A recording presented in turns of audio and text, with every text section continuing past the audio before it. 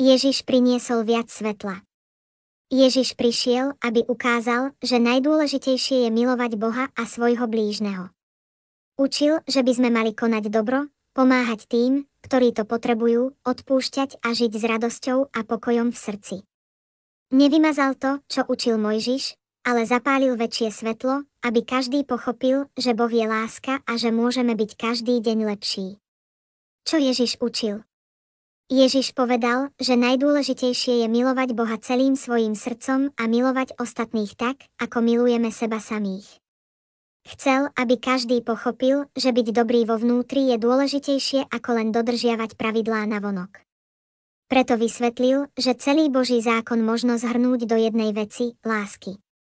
Pre každého.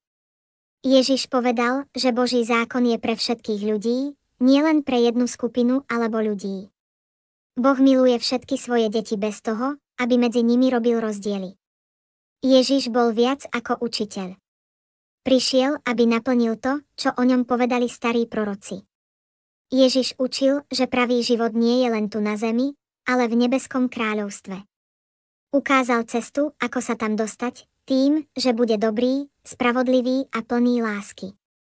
Nie všetko sa dalo v tej dobe vysvetliť.